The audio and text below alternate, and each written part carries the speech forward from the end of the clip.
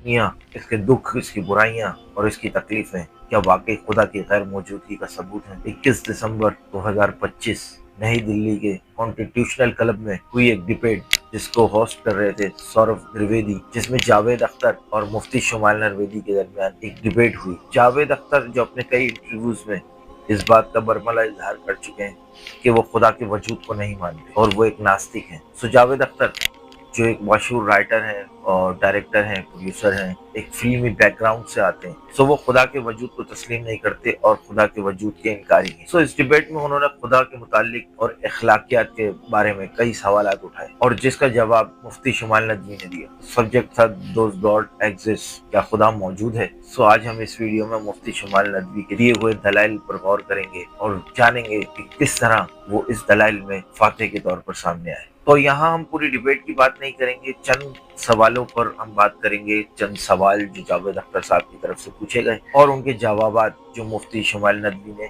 जिनको तफसील से जवाब दिया। और जावेद अख्तर साहब का तो मैं नहीं कह सकता इस डिबेट से उनको कुछ फायदा हुआ या नहीं हुआ, या वो आज भी अपने उन वाहियात ख्यालों में अटके हुए, लेकिन इस डिबेट से ओवरऑल मुसलमानों को बहुत खुशी हुई, बहुत ही फख्र महसूस हुआ और बहुत ही डिटेल और तफसील जवाब थे जो मुफ्ती शुमाइल नदवी ने दिए, जिससे मुसलमान बहुत ही ज़्यादा सेटिस्फाई हुए, सही पर्सपेक्टिव जो है वो बयान कर पाए और इस बात की खुशी जो है ना तमाम मुसलमानों को है। तो इस वीडियो का मकसद भी मुफ्ती शुमाइल नदवी साहब की इस काविश को अप्रिशिएट करना है और उनकी जो इल्मी काबिलियत है उसको सराहना इस वीडियो का खास मकसद है।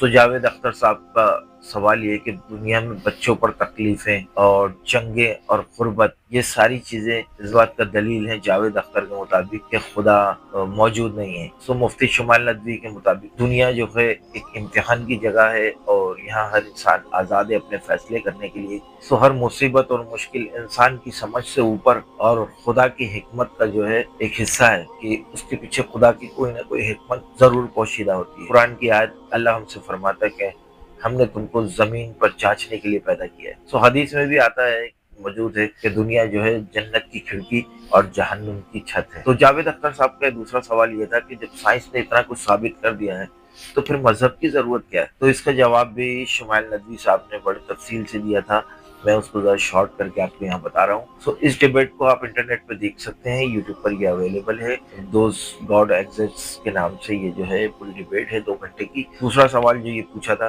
कि जब साइंस ने सब कुछ साबित कर दिया है तो फिर मजहब की जरूरत कहाँ रह गई? तो इसका जवाब भी बड़ा डिटेल से उन्होंने दिया था। सो दीन और साइंस दोनों अलग सब्जेक्ट हैं और ये दोनों अलग दायरे कार में काम करते हैं। सो अगर साइंस की बात की जाए तो साइंस दुनिया के मादी हकाइक और कवानीन बनाता है, जबकि मजहब जो है आपको जिंदगी का मकसद, अखलाकियात, रूहानियत की तरफ लेके जाता है। सो दोनों का जो दायरा है वो अलग अलग है और दोनों की डोमेन्स अलग है। इंसान जो कुछ भी साइंस के हवाले से आज दुनिया में कर रहा है, पीछे भी जो नॉलेज है वो खुदा की तरफ से ही अता की गई है इंसान को, तो उसके पीछे भी बेसिकली खुदा ही मौजूद है। सो कुरान की आयत अल इनाम में अल्लाह ताला फरमाता है कि वही है जिसने आसमान और जमीन को पैदा किया और रात और दिन के बीच में फर्क रखा। सो ये इल्म और फहम दोनों के लिए रहनुमाई है। तीसरा क्वेश्चन जो जावेद अख्तर साहब ने पूछा कि अल्लाह अगर सब जानता है तो इंसान का इरादा और इख्तियार वो कहाँ रह गया, वो तो खत्म हो गया। उनके मुताबिक अगर अल्लाह सब जानता है, पहले से सब तय है, तो फिर इंसान के इरादे की तो कोई अहमियत नहीं रह गई, कि उनका बेसिकली जो है पॉइंट ऑफ व्यू था। तो मुफ्ती शुमाइल नदवी ने इसका भी जवाब बहुत खूबसूरती से दिया था। तो खुदा सब जानता है लेकिन इंसान के अमल और उसका इख्तियार की जिम्मेदारी उसकी खुद की है, इसी वजह से हिसाब और किताब मुमकिन है। तो कुरान में आयत अल-ज़लज़ला में अल्लाह ताला फरमाते हैं कि हर नफ्स पर उसके अमाल की जिम्मेदारी। तो हदीस में भी आता है कि मुसलमान हर चीज के लिए जिम्मेदार है जो उसके अख्तियार में है। तो मेरा पॉइंट ऑफ व्यू यहाँ शुमाइल नदवी साहब की तरह बिल्कुल वाज़ेह है कि दुनिया में जो कुछ भी हो रहा है, तो दुख, तकलीफें या जिस तरह की भी परेशानियां, ये सब क्योंकि एक इम्तिहान की जगह है और अगर इम्तिहान की जगह आपका इम्तिहान नहीं होगा तो फिर आपके बारे में कैसे पता चलेगा कि आप किस कैटेगरी में फॉल करेंगे, गुड या बैड, किस कैटेगरी में आप आएंगे। तो बेसिकली ये एक इम्तिहान की जगह है और यहाँ एक इम्तिहान हो रहा है, हम सबका इम्तिहान हो रहा है और अल्लाह ताला के फैसले, उसकी हिकमत वो इंसान की समझ से ऊपर की बात है, क्योंकि हर चीज़ के पीछे एक अल्लाह ताला ने एक मकसद रखा हुआ है, एक उसका जो है एक मकसद है जो पोशीदा है इंसानों से, और वो मकसद अगर इंसान जान जाए तो फिर ये सारे मामला ऑटोमेटिक ख़त्म ना हो जाए। اگر انسان ہر چیز ہر حقیقت جان جائے، اگر نہ جاننا ہی اس کا امتحان ہے، کیونکہ اگر آپ کو بک دے کے بولا جائے کہ آپ پیپر کر دیں ایگزام میں، اگر آپ کو پوری بک اور سارا سبجیکٹ پہلے سے دے دیا جائے ہاتھ میں، تو پھر ایگزام کس چیز کا رہ گیا؟ تو ایگزام ہی ختم ہو گیا نا۔ تو پہلے سب چیزیں آپ کو آپ سے پوشیدہ ہے، لیکن آپ کا امتحان ہے، آپ کو ہنٹ دے دیے گئے قرآن اور حدیث کے ذریعے، آپ کو ہر چیز کے بارے میں کھلا کھلا طور پہ بتا دیا گیا ہے کہ یوں نہ کریں، یہ چیزوں سے منع کیا گیا ہے، تو وہ چیزیں آپ کے لیے نقصان دہ ہیں، تو وہ کام آپ نہ کریں۔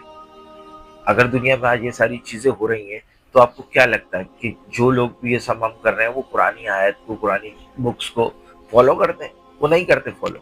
اگر وہ فالو کرتے اور اس کے بعد وہ ان ساری تکلیفوں میں رہتے تو شاید ان کو یہ سب کچھ کہنے کا رائٹ اب دے بھی سکتے تھے، لیکن کیونکہ وہ انہوں نے آج تک قرآن کی آیت کو، اللہ کے احکامات کو فالو نہیں کیا۔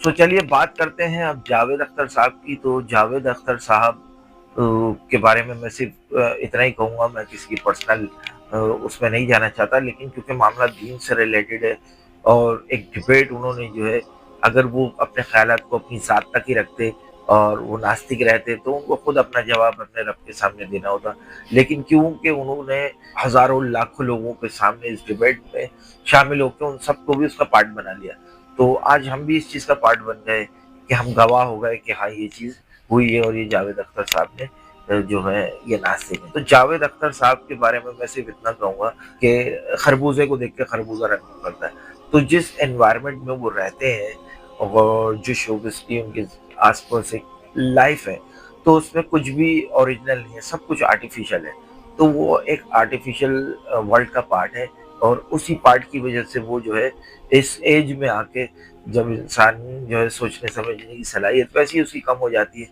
تو اس عمر میں آ کے اگر وہ اس طرح کی بات کر رہے ہیں تو اس کے پیچھے جو ہے نا ان کی کچھ تھنکنگ ہوگی۔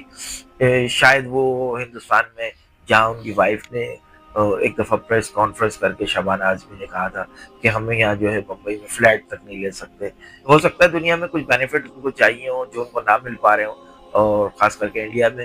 سو اس وجہ سے شاید، اور آج کل جو ہندوستان کا ماحول بنا ہوا ہے جہاں صرف ہندوتوا کو آگے رکھا جاتا ہے اور سارے ہندو جو ہے وہ مسلمانوں کو اور کسی بھی اور مذہب سے، ریلیجن سے تعلق رکھتے ہیں، ان لوگوں کو وہ برداشت نہیں کر رہے ہیں، تو ہو سکتا ہے کہ اس کے پیچھے ریزن وہ ہو، وہ آپ لوگ جج کریں، آپ فیصلہ کریں۔ ویڈیو کو بھی دیکھیں، لائک کریں، شیئر کریں، سبسکرائب کریں، دعا میں یاد رکھیں۔ ملتے ہیں اس طرح کی کسی نیکسٹ ویڈیو میں، جب تک کے لیے دیجیے اپنے بھائی کو اجازت۔ اللہ حافظ۔